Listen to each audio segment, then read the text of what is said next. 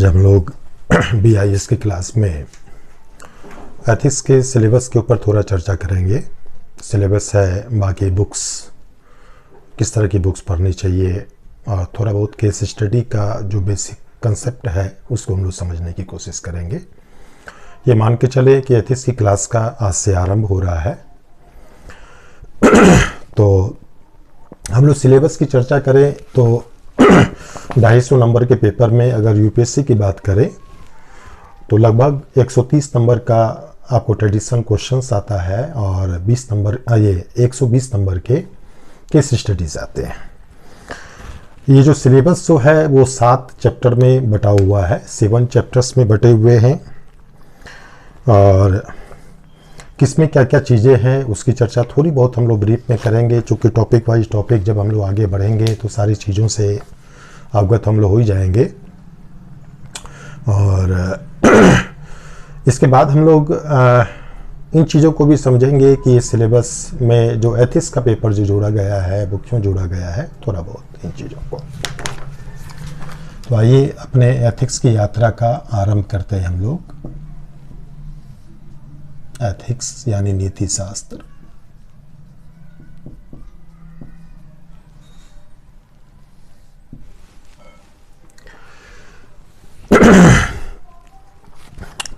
सात चैप्टर जो हैं उसको जानने के पहले ये थोड़ी सी हम लोग ये समझ लेते हैं कि आखिर एथिक्स का पेपर जो है आपको सिलेबस में क्यों जोड़ा गया।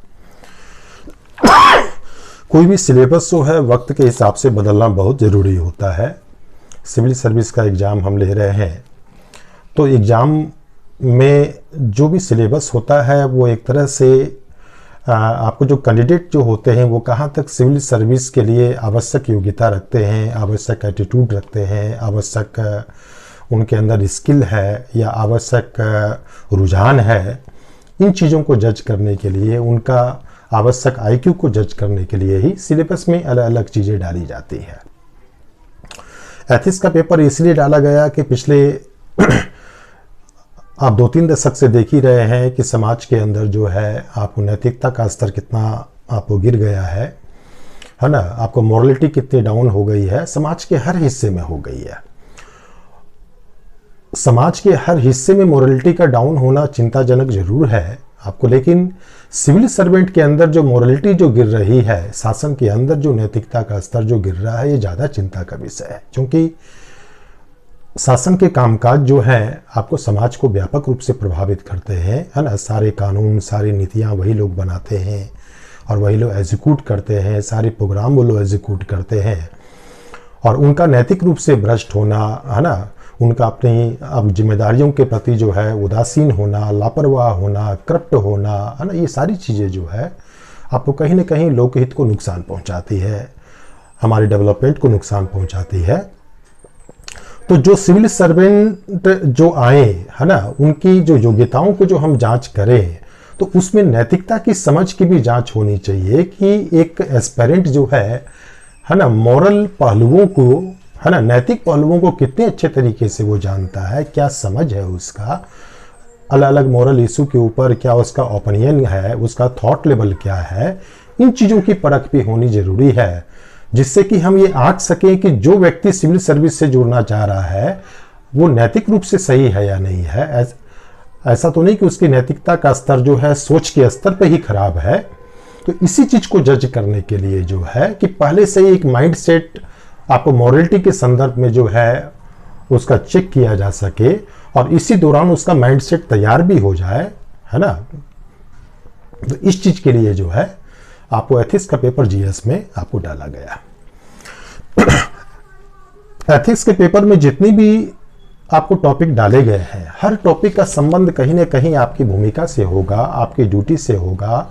एक सिविल सर्वेंट के तौर पर जो आपकी यात्रा होती है उस यात्रा में अलग अलग मुकाम पर, है ना, अलग अलग काम के दौरान, अलग अलग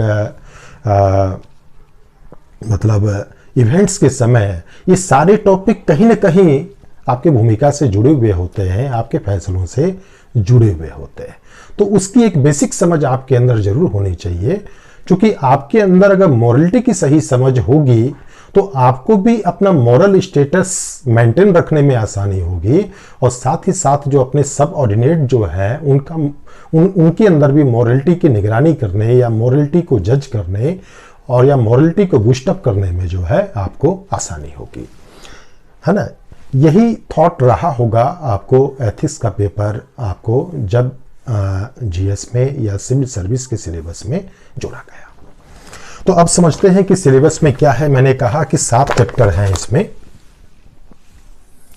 पहला चैप्टर जो है इसमें वो है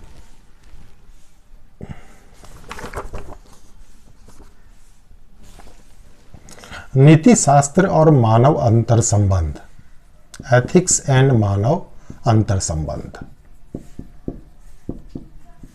मानव अंतर संबंध या interface, ethics and human interface, ethics and human interface. इसमें एथिक्स की कुछ बुनियादी चीज़ों के बारे में आपसे आपकी समझ को परखा जाएगा। जैसे एथिक्स क्या है ना, क्या इसके बुनियादी लक्षण है, क्या इसका इम्पोर्टेंस है, एक सब्जेक्ट के तौर पर, एक ब्रांच ऑफ नॉलेज के तौर पर क्या इम्पोर्टेंस है, व्यवहारिक रूप से क्या इसका इम्पोर्टेंस है ना। वैल्यूज क्या होते हैं, जो मोरलिटी जो होती है या नैतिकता जो हो, आपको नैतिकता जो है या एथिक्स जो है उसका निर्धारण जो है किस तरीके से होता है, कौन कौन से फैक्टर जो है एथिक्स को तैयार करने में या मॉरल प्रिंसिपल के विकास में या आपके नैतिक निर्णय आपको लेने की प्रक्रिया को जो है वो निर्धारित करते हैं या प्रभावित करते हैं, उसकी चर्चा इसमें होती है। इसके अलावा इसमें है कि जो नीति शास्त्र जो है ना, उसमें वैल्यूज़ की क्या भूमिका है, वैल्यूज़ का विकास कैसे होता है, वैल्यूज़ के विकास में परिवार की क्या भूमिका है, समाज की क्या भूमिका है, शिक्षण संस्थाओं की क्या भूमिका है, ये सब टॉपिक इसमें पढ़ेंगे हम लोग।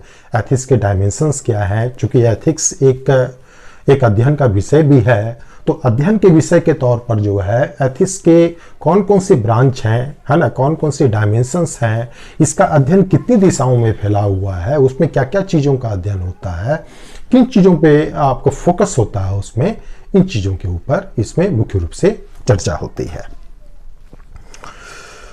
इसके अलावा जो है परिणाम ऑफ कंसिक्वेंस ऑफ एथिक्स, इसका मतलब हुआ कि नैतिकता का परिणाम, एथिक्स का परिणाम, यानी एथिक्स एक विषय के तौर पर अगर विकसित होता है या एथिक्स का विकास, मॉरलिटी का विकास समाज में जब बेहतर होता है तो क्या प्रभाव उसका समाज पर पड़ने वाला है, क्या उसका परिणाम उसका निकलेगा, इन चीज़ों के बारे में हम लोग फर्स्ट चैप्टर में पढ़ते हैं। तो फर्स्ट चैप्टर में क्या पढ़ते हैं, एथिक्स की बुनियादी चीज़ों को पढ़ते हैं। एथिक्स क्या है, क्यों इसका विकास हुआ, इसके डायमेंशंस क्या है, इसका निर्धारण किस तरीके से होता है, वैल्यूज़ क्या है ना, वैल्यूज़ और आपको नैतिकता में क्या अंतर है, वैल्यूज़ और कानून में क्या अंतर, ये आपको नैतिकता और कानून में क्या अंतर है ना, नॉर्म्स और वैल्यूज़ में क्या अंतर है। इसके अलावा इसके विकास में परिवार की क्या भूमिका है, शिक्षण संस्थाओं की क्या भूमिका है, समाज की क्या भूमिका है, इन सारी चीज़ों को हम लोग फर्स्ट चैप्टर में पढ़ते हैं, है ना। इससे क्या है कि एक सिविल सर्वेंट के एस्पिरेंट के तौर पर जो है एथिक्स की बुनियादी चीज़ों की समझ जो है ना, वो आपकी विकसित हो जाएगी। क्योंकि जब तक एथिक्स के बारे में, मोरलिटी के बारे में बेसिक्स आप नहीं जानेंगे, उसकी बुनियादी चीज़ों को नहीं जानेंगे, उसका विकास कैसे होता है, क्या उसका इम्पैक्ट पड़ता है, इन चीज़ों को जब तक आप नहीं जानेंगे तब तक प्रशासन में जो है उसका सही इस्तेमाल आप नहीं कर पाएंगे। दूसरा टॉपिक जो है वो एटीट्यूड के बारे में है, अभिवृत्ति।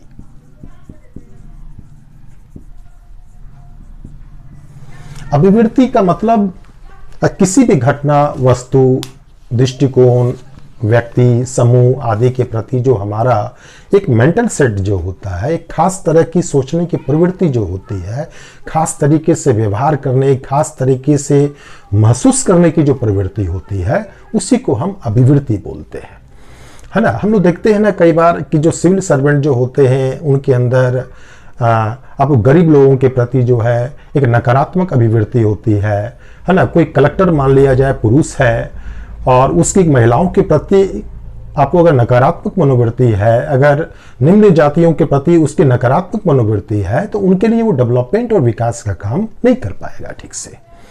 तो इन अभिवृत्तियों को जानना, उसकी समझ होना भी बहुत जरूरी है कि यह अभिवृत्ति है क्या, कैसे इसका विकास होता है, कैसे इसमें परिवर्तन हो सकता है, कैसे इसका प्रबंधन हो सकता है, क्या इसका प्रभाव पड़ता है हमारे व्यवहार के ऊपर, क्या इसका प्रभाव पड़ता है समाज के ऊपर, क्या इसका प्रभाव पड़ता है शासन के ऊपर। इन चीज़ों को भी हम लोग इसमें समझेंगे। इसके अलावा जो है नैतिक अभिवृत्ति है ना, वैसी अभिवृत्तियां जो मॉरली साउंड है ना, उसको नैतिक अभिवृत्ति बोलते हैं।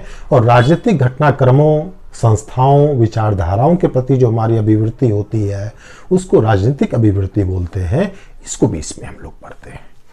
तो दूसरे चैप्टर में हम लोग क्या पढ़ते हैं? अभिवृत्ति पढ़ते हैं। इंग्लिश में इसको बोलते हैं एटीट्यूड। एटीट्यूड। इसके बाद जो है वो है अभिक्षमता। अभिक्षमता एवं बुनियादी मूल्य, यानी एप्टीट्यूड और फाउंडेशनल वैल्यूज।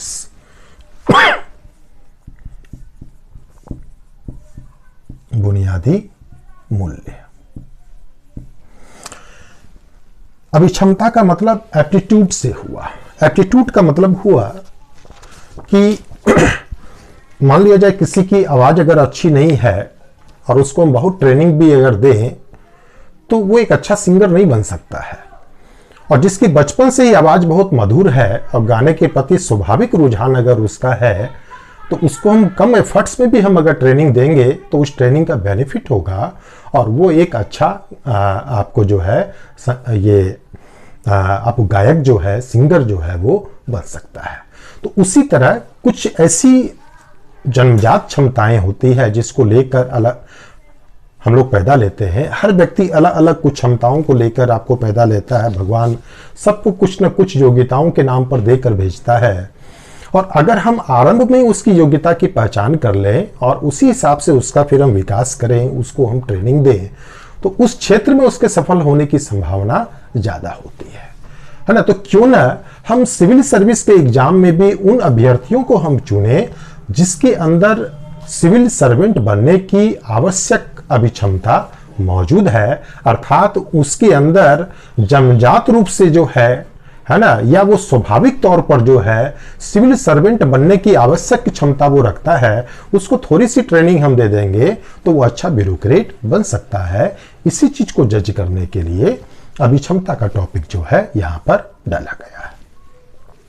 बुनियादी वैल्यूज का मतलब हुआ कि इसमें कुछ वैसे वैल्यूज की बात की गई है जिन वैल्यूज का होना जो है सिविल सर्विस के लिए आवश्यक माना गया है। कोई भी सिविल सर्वेंट हो, कलेक्टर हो, एसडीएम हो, है ना, जिला कल्याण पदाधिकारी हो, कोई भी हो अलग अलग पोस्ट पर, तो उनमें ये वैल्यूज का होना जरूरी है। अगर नहीं होगा तो वो एक सिविल सर्वेंट के तौर पर, सिविल सेवक के तौर पर लोकतंत्र के अंदर जो उसकी भूमिका होती है उसके साथ वो जस्टिस नहीं कर पाएगा। इस वैल्यूज में हम लोग पढ़ते हैं, जैसे आपको सत्यनिष्ठा है ना, यानी कि अपने सिद्धांतों के प्रति, अपने आदर्शों के प्रति अडिग रहना, करुणा है ना, यानी कि दूसरों के प्रति दया का भाव रखना, उसकी सेवा करने की तत्परता, समर्पण का भाव है ना, तटस्थता है ना, इसके बाद प्रतिबद्धता है ना, ये सब कुछ वैल्यूज हैं जिसकी चर्चा जो है इसमें हम लोग पढ़ेंगे। ऑब्जेक्टिविटी, वस्तुनिष्ठता है ना। वस्तुनिष्ठता का मतलब हुआ कि आपका अपना कोई व्यक्तिगत विचार नहीं होगा, बिल्कुल फैक्चुअल आधार पर, रैशनल आधार पर आप फैसले ले, ये वैल्यूज आपके अंदर होना चाहिए है ना। टॉलरेंस, सहनशीलता, एक सिविल सेवक को सहनशील होना भी जरूरी है। कंपेशन, हाँ, आपको एक करुणा की जो बात मैंने की, तो ये सब वैल्यूज की चर्चा जो है इसमें हम लोग करेंगे। और ये सारे वैल्यूज जो है एक सिविल सर्वेंट के अंदर होने बहुत जरूरी है। इनके बिना वो एक अच्छा सिविल सर्वेंट बन ही नहीं सकता है। इसके बाद जो चौथा जो इसमें जो चैप्टर जो है वो है सांवेगिक बुद्धि का।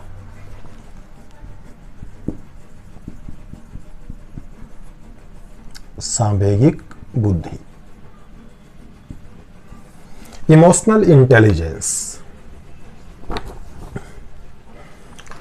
इमोशनल इंटेलिजेंस का मतलब ये हुआ सिंपल, आपने देखा होगा कि आपको बहुत सारे लोग आपके आसपास होते होंगे जिनके अंदर ये बड़ी क्षमता होती है कि वो अपने इमोशंस को अच्छे से आपको मैनेज कर लेते हैं, आपकी भावनाओं को भी अच्छे तरीके से समझते हैं और कब किसके किस फीलिंग को ध्यान में रखते हुए किस तरीके से रिएक्ट करें, किस तरीके से बिहेव करें, है ना, जिससे कि सामने वाले को तकलीफ न आपको पहुंचे। तो इस तरह का जो आईक्यू जो होता है ना, इस तरह का जो इंटेलिजेंस जो होता है ना, उसको इमोशनल इंटेलिजेंस बोलते हैं, जिसमें खुद के और दूसरों के भाव, इमोशंस को समझने की क्षमता होती है और समय और परिस्थिति के अनुकूल उसका इस्तेमाल करने की क्षमता होती है। तो एक सिविल सर्वेंट के अंदर ये क्षमता होनी बहुत जरूरी है, क्योंकि इतने लोगों के संपर्क में आता है, जूनियर होते हैं, कलीग होते हैं, सीनियर होते हैं, है ना, पब्लिक होते हैं, अलग अलग भांति भांति के लोग होते हैं, है ना, डिप्लोमेट होते हैं, नेता होते हैं, सबको जो है मिला के चलना होता है, सबकी सुनना होता है, सबको आपको मैनेज करना होता है। और अगर सिविल सर्वेंट अपने इमोशंस को कंट्रोल अगर नहीं कर पाएगा या सामने वाले के इमोशंस को नहीं समझ पाएगा तो वो अच्छा सिविल सर्वेंट नहीं बन सकता है, उसके फैसले गलत हो सकते हैं। तो इसलिए जो है ये इमोशनल इंटेलिजेंस का जो चैप्टर जो है इसमें आपको जोड़ा गया है, सामवेगिक बुद्धि का चैप्टर जो है जोड़ा गया है। इसके बाद जो है थिंकर्स है, इसमें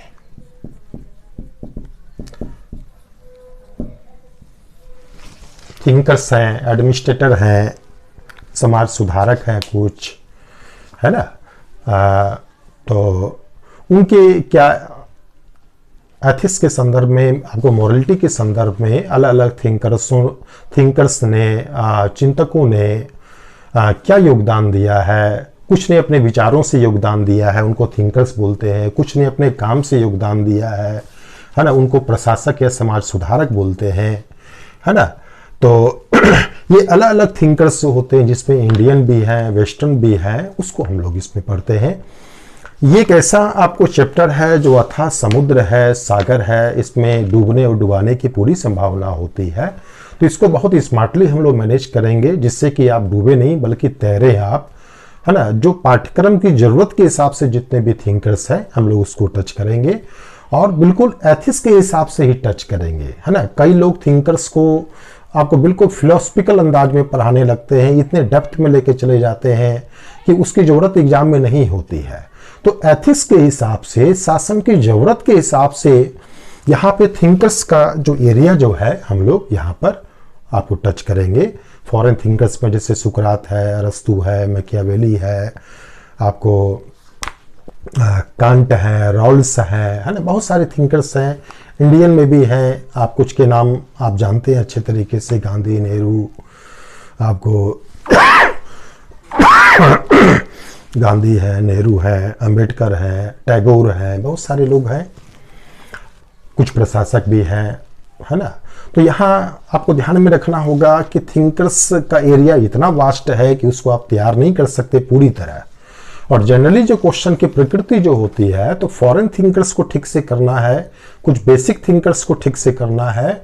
बाकी थिंकर्स में जो है इस समझ के आधार पर क्वेश्चन जो आते हैं इस तरीके से आते हैं कि इस समझ के आधार पर जो है आप उसका भी क्रिटिकल एनालिसिस आप करने में सक्षम होंगे।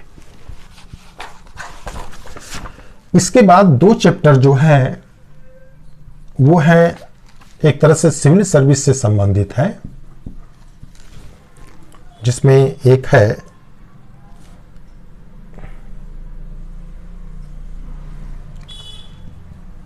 सिविल सेवा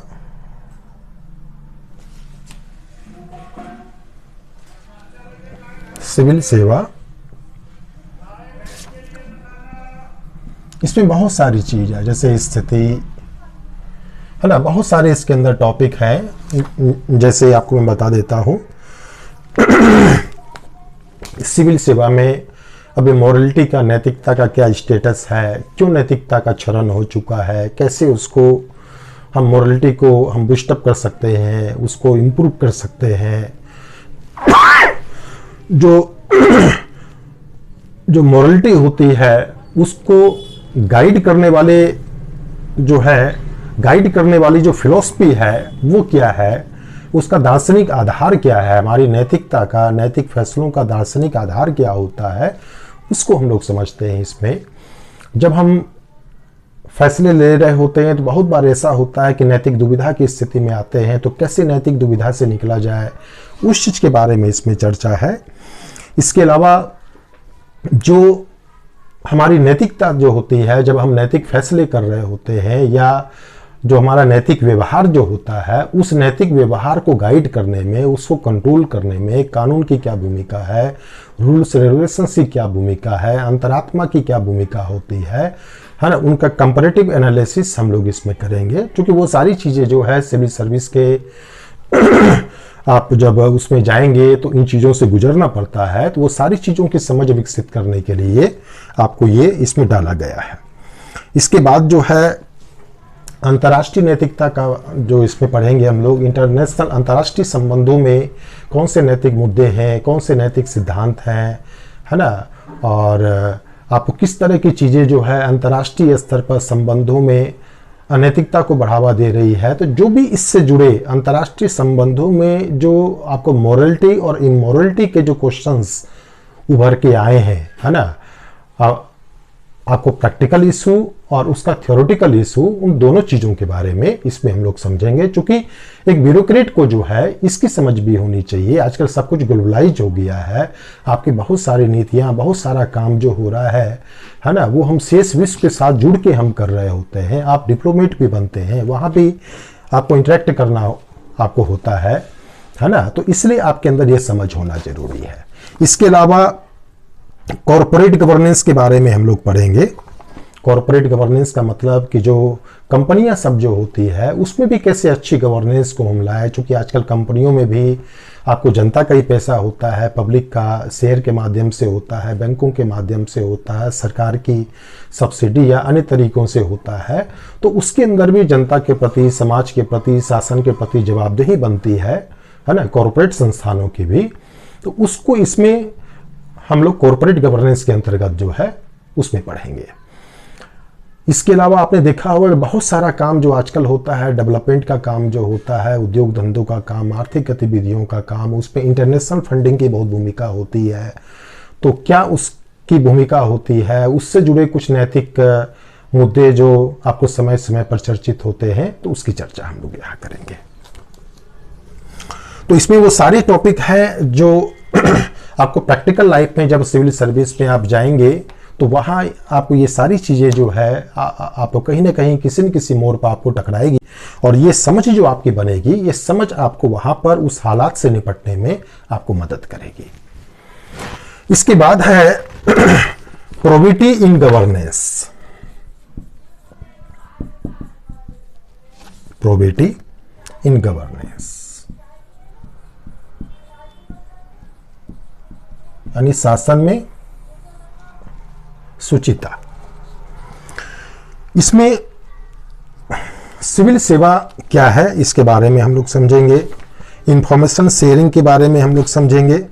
इंफॉर्मेशन शेयरिंग का मतलब हुआ कि जो शासन का जनता के साथ, आपको गैर सरकारी संस्थाओं के साथ सूचना का जितना मुक्त आदान प्रदान होगा उतना ही लोकतांत्रिक वातावरण में काम होगा, जवाबदेही के साथ काम होगा। तो क्या इसका महत्व है उसको हम लोग समझेंगे। आरटीआई आपने सुना होगा, आरटीआई को इसमें समझेंगे। ई गवर्नेंस का क्या रोल है ना, किस तरह से ई गवर्नेंस से आपको मोरलिटी को बूस्टअप किया है, इसको भी हम लोग समझेंगे यहाँ पर। जो क्वालिटी ऑफ सर्विस जो है उसका क्या स्तर है भारत में, उसको हम कैसे ठीक करें। क्वालिटी ऑफ सर्विस का मतलब ये हुआ कि जो आपको सरकारी सुविधाओं में हम देखते हैं, जनरली आप सरकारी स्कूल जाते हैं, आप सरकारी ऑफिस में जाते हैं, या अन्य सरकारी सुविधाओं को जो आप ले रहे होते हैं, तो आपने देखा होगा उसकी आपको गुणवत्ता का स्तर बहुत घटिया होता है, बहुत असंतुष्ट होते हैं आप वहाँ उसकी क्वालिटी से। तो ये एक बड़ी चिंता का विषय है जिसकी समझ आपके अंदर होनी चाहिए कि क्यों जो है आप गवर्नमेंट की सेवाओं की क्वालिटी जो इतनी घटिया होती है, क्या कारण हो सकते हैं, कैसे इसको इम्प्रूव किया जा सकता है। तो इसलिए टॉपिक इस आपको जोड़ा गया। इसके बाद है वर्क कल्चर यानी कार्य संस्कृति। कार्य संस्कृति का मतलब हुआ कि आपने देखा होगा किसी भी संगठन में आप जाते हैं, कहीं आप ऑफिस आते हैं तो एक अलग सा काम करने का कल्चर आप देखते हैं। कुछ संगठन में देखते हैं कि आपको काम करने का कल्चर बहुत अच्छा होता है, आपके साथ बिहेव अच्छा होता है, आपका काम जल्दी हो जाता है ना, फालतू की परेशानी आपको वहाँ नहीं होती है, सुविधाएं आपको अच्छे से बैठने की, ट्रीटमेंट वगैरह अच्छे से मिलता है ना। आपको जो स्टाफ टाइमली आते हैं, टाइमली अपने काम को करते हैं, अपने काम को वो आपको संजीदा से समझते हैं, है ना, वो काम को पूरा करने में विश्वास रखते हैं, है ना। आपने देखा होगा, और खासकर इन चीज़ों को आपको प्राइवेट संस्थाओं में आपने देखा होगा, सरकारी संस्थाओं में आपने देखा होगा लेट से आना, ठीक से व्यवहार नहीं करना क्लाइंट के साथ, पब्लिक के साथ, है ना, आपको सरकारी संसाधनों का गलत उपयोग करना, उसको मिसयूज करना, मिसबिहेव करना, टाइम से नहीं आना, और काम में जो है उत्साह नहीं होना, है ना। तो ये सब जो वर्क कल्चर जो होता है ना, सार्वजनिक संगठनों में जो होता है, और भी बहुत सारे पहलू हैं इसके। तो ये किस तरह इसको सुधारा जा सकता है, क्या इसके पीछे रीजन हो सकता है, क्यों प्राइवेट वर्क कल्चर हमारा बेहतर होता है गवर्नमेंट के वर्क कल्चर से, है ना। कैसे हम प्राइवेट के वर्क कल्चर का, जैसे रिलायंस कंपनी में जाए, टाटा कंपनी में जाए, तो वहाँ का जो वर्क कल्चर जो होता है वही उस कंपनी को महान बनाता है। तो वो वर्क कल्चर हम कैसे पब्लिक ऑर्गेनाइजेशन के अंदर लेकर आए, तो इसी की समझबूझ विकसित करने के लिए ये टॉपिक इसमें जोड़ा गया है।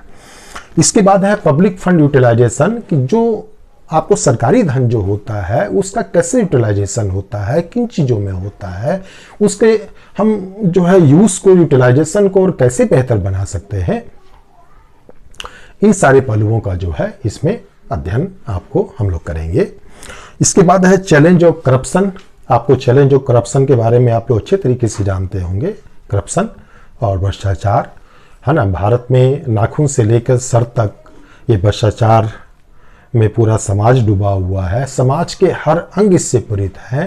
राजनीति, प्रशासन ही नहीं, न्यायपालिका ही नहीं, समाज के हर हिस्से में करप्शन है। लेकिन इसमें मुख्य रूप से हम लोग समझेंगे कि शासन में करप्शन क्यों है, कौन सी परिस्थितियां जो है जो इस करप्शन के फलने फूलने में जवाब दे रही है, उसके कारण रही है, और किस तरीके से हम करप्शन का प्रबंधन कर सकते हैं, उसको हम रोक सकते हैं, कम कर सकते हैं, दूर कर सकते हैं, है ना।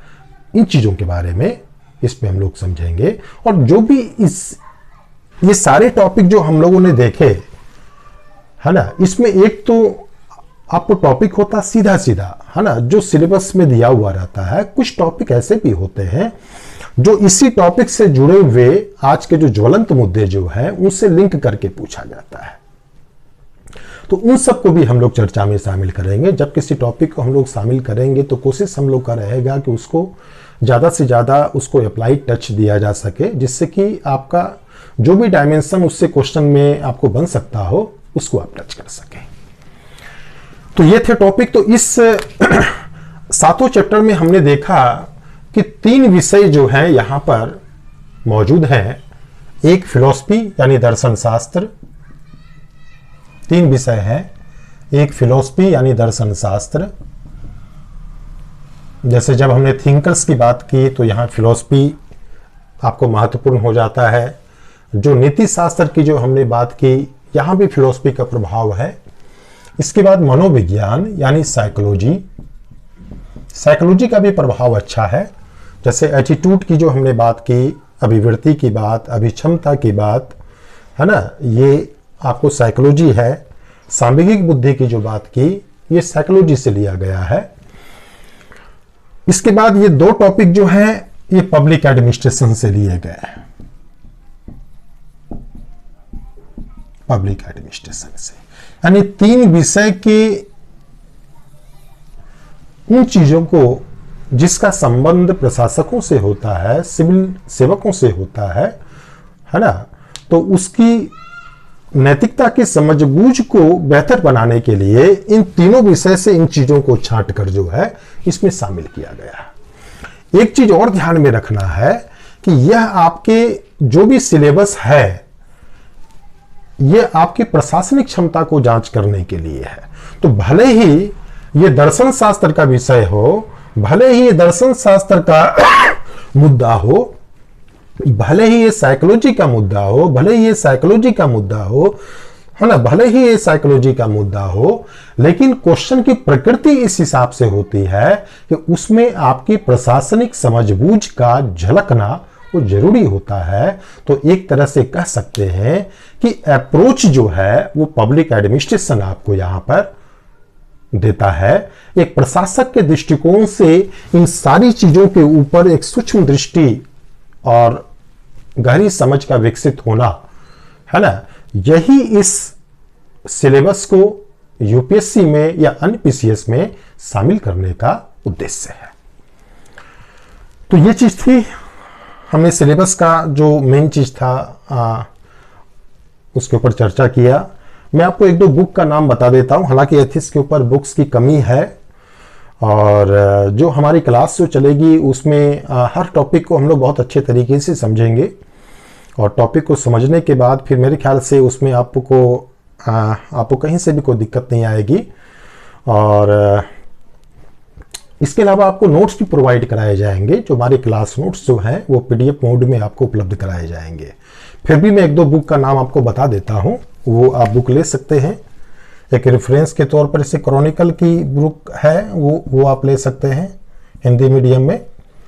और एक सुब्बा राव की बुक है, वो थोड़ी डिटेल है लेकिन अच्छी बुक है। सुब्बा राव और पीएन राय चौधरी, ये दो लोगों ने मिलकर लिखी है, पीएन राय चौधरी। इसके बाद आप हमारी क्लास करेंगे, जो हमारे नोट्स जो होंगे उसको आप करें, वो पर्याप्त है। इसके अलावा सेकेंड एआरसी की रिपोर्ट है, एक सेकेंड एआरसी की रिपोर्ट में आपको नैतिकता के ऊपर भी एक रिपोर्ट है, तो उसको आप ले लीजिएगा। हालांकि जो क्लास में जो हम लोग कंटेंट आपको देंगे और क्लास में जो चीज़ें समझाएंगे वो सब उसमें शामिल होगा, है ना, तो भी आप लेना चाहें तो उसको आप ले सकते हैं। तो ये आपको इसमें करना है।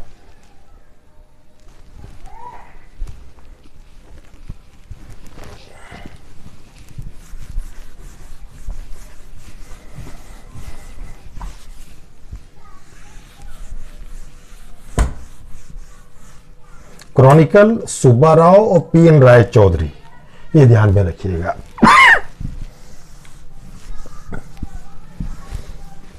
थोड़ी सी चर्चा मैं केस स्टडी के संदर्भ में करूंगा, आपके अंदर भ्रम न हो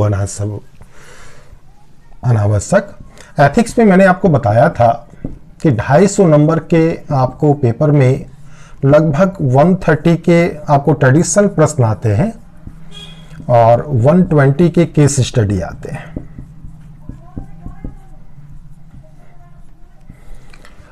कई लोगों को मैंने देखा है कि आपको कुछ टॉपिक कराते हैं, हमारे लिए एक टॉपिक कराया उन्होंने और उस टॉपिक के बाद केस स्टडी वो देते हैं। ये तरीका गलत है। केस स्टडी जो पूछा जाता है ये हमेशा ध्यान में रखिएगा, ये एथिक्स की पूरी समझ के आधार पर आपको पूछा जाता है। केस स्टडी कभी भी कोई एक टॉपिक के ऊपर आधारित नहीं होता है। हो सकता है उसमें टॉपिक विशेष का प्रभाव ज्यादा हो, ऐसा हो सकता है ना, लेकिन जो केस स्टडी में जो चीजें पूछी जाती है ना, जिस पर आपका ओपिनियन लिया जाता है, तो वहां वो उम्मीद करता है कि एथिक्स की एक पूरी समझ, दृष्टिकोण आपके विकसित हो चुकी है और उसी समझ के आधार पर अब इस केस को आप डील करेंगे, न कि किसी एक टॉपिक की समझ के आधार पर। इसलिए कभी भी आप जब केस स्टडी को सॉल्व कर रहे हो तो कभी भी जल्दबाजी न करें। ऐसा ना सोचें कि केस स्टडी जब आप सॉल्व कर रहे हैं तो आरंभ से ही आपके अंदर मैच्योरिटी आ जाएगी। जब एथिक्स का ट्रेडिशनल पेपर आपका कंप्लीट हो जाएगा, जितने भी टॉपिक की चर्चा हमने की, उसकी समझ बूझ जब आपकी डेवलप हो जाएगी, आप देखिएगा फिर केस स्टडी को हल करने में आपका दृष्टिकोण बदल जाएगा, आपके बातों में गहराई बढ़ जाएगी, आपके बातों में रैशनैलिटी बढ़ जाएगी, वो अपने आप आ जाएगी फिर, है ना। तो इसलिए हम लोग जो केस स्टडी हम लोग जो डील करेंगे, पहले हम लोग ट्रेडिशनल क्वेश्चन करेंगे, जो ट्रेडिशनल जो टॉपिक है उसको हम लोग डील करेंगे, उससे जुड़े क्वेश्चंस को हम लोग डील करेंगे। उसके बाद जब आपको पूरा सिलेबस सब हो जाएगा, उसके बाद हम लोग उससे जुड़े जितने केस स्टडीज हैं, कैसे उसको डील किया जाएगा, उसको हम लोग उसका प्रैक्टिस करेंगे। केस स्टडीज में हमेशा ये ध्यान में रखिएगा, उसमें इस तरह के केस पूछे जाते हैं जो एक ब्यूरोक्रेट के तौर पर आप जब काम में होंगे तो ऐसी घटनाओं से आपको रूबरू होना पड़ेगा, है ना। मान लिया जाए कि आप एक ऑफिसर हैं और आपकी कहीं पोस्टिंग हुई, और जहां पोस्टिंग हुई वहां बहुत अव्यवस्था है, अनुशासनहीनता है, आपने चीज़ों को ठीक करने की कोशिश की, टाइट आपने करने की कोशिश की, थोड़ा सख्ती आपने बरता, तो उन लोगों ने गुटबंदी करके जो है एक महिला कर्मचारी का इस्तेमाल करके आपको फंसा दिया, आपके ऊपर आरोप लगा दिया। तो अब ऐसी स्थिति में आप क्या करेंगे? तो इस तरह की घटनाओं को एक आधार बनाकर, हर इसी तरह की घटनाएं, कोई भी घटनाएं हो सकती है, एक जनरली जो ब्यूरोक्रेट के जीवन में जो फेस आप करेंगे, है ना, उसी तरह की घटनाओं को आधार बनाकर जो है केस लिया जाता है। और फिर आपसे उम्मीद की जाती है कि नैतिकता की समझ और प्लस एक रैशनल व्यक्ति के रूप में जो है आप कैसे उन चीजों को हल करेंगे। एक ब्यूरोक्रेट की समझ बूझ आपके अंदर है या नहीं है, इस चीज को जज किया जाता है। तो जब एथिक्स की समझ आपकी हो जाएगी, जो सिलेबस हो आपका सिलेबस सब पूरा हो जाएगा और आपके अंदर एक नेचुरल तरीके से एक एथिक्स के प्रति दृष्टिकोण डेवलप हो जाएगा, एक रैशनल नजरिया आपका दृष्टिकोण जो है वो विकसित हो जाएगा। तब केस स्टडी में आप देखिएगा कि खुद ब खुद जो है आपके अंदर केस को हल करने की क्षमता आपकी अपने आप बढ़ जाएगी। तो हम लोग बीच बीच में भी केस स्टडी को हम लोग डील करेंगे, हल करेंगे। जो प्रीवियस ईयर का जो पेपर जो आपको पूछा गया है उसको बीच बीच में हम लोग जरूर डील करेंगे, जिससे आप लोग प्रैक्टिस बीच बीच में करते रहें। तो ये आपको मूलभूत चीज थी जो आज हम लोगों ने चर्चा की आपको सिलेबस के ऊपर। इसके बाद की नेक्स्ट क्लास जो होगी उसमें हम लोग आपको टॉपिक पे आ जाएंगे कि एथिक्स क्या है ना, जो भी आपका रेगुलर टॉपिक जो है उसके ऊपर हम लोग क्लास आरंभ कर देंगे। तो आज मैं आपसे विदा लेता हूं। आज का मतलब इस क्लास में मैं आपसे विदा लेता हूं। कल की क्लास में यानी नेक्स्ट जो टॉपिक हमारा जो आएगा उसमें हम फिर आपसे मुलाकात करेंगे। Thank you.